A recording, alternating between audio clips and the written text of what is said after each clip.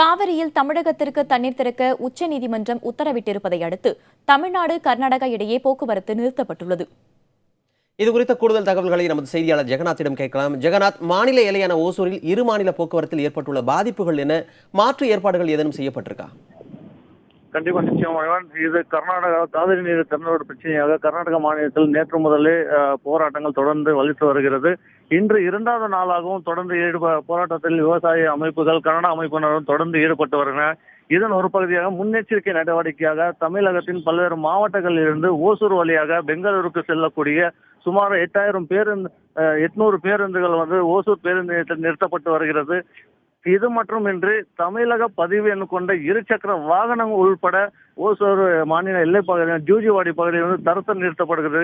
இதனால் பொதுமக்கள் இயல்பு வாழ்க்கை பெரிதும் பாதிக்கப்பட்டுள்ளது. மகிமாறன், ஜெகநாத், இரு மாநில எல்லையான ஹொசூர்ல அசம்பாவிதங்கள் எதுவும் ஏற்படாம தடுக்க பாதுகாப்பு ஏற்பாடுகள் எந்த அளவுக்கு செய்யப்பட்டிருக்கு?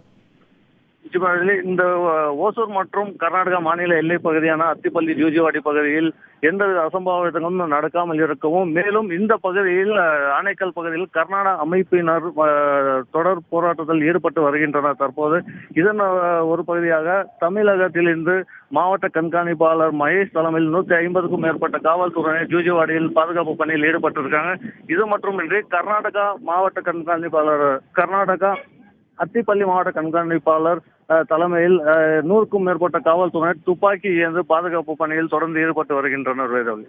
ஜெகநாத், 3 நாட்கள் தொடர் விடுமுறை முடிந்து பணிக்கு திரும்பும் நிலையில இந்த மாதிரி ஒரு பிரச்சனை இருக்கு. பயணிகள் இது குறித்து என்ன சொல்றாங்க?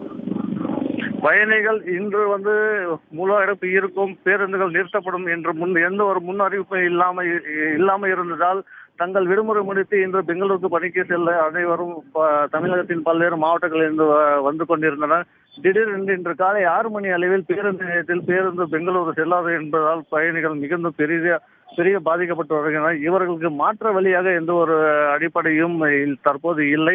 கர்நாடக அரசு பேருந்துகள் வழக்கம் போல் வந்து கொண்டிருப்பதால் கர்நாடக பேருந்து அரசையை நம்பி இந்த பகுதி மக்கள் தற்போது இருக்கிறனர். இருப்பினும் கர்நாடகாவிலிருந்து நாள்தோறும் 74 அரசு பேருந்துகள் மட்டுமே வருகின்றன. ஆனால் தமிழகத்திலிருந்து 800க்கும் மேற்பட்ட பேருந்துகள் செல்வதால் பொதுமக்கள் மிகவும் துரிதமாக பாதிக்கப்பட்டு வருகின்றனர். மணிமாறன்.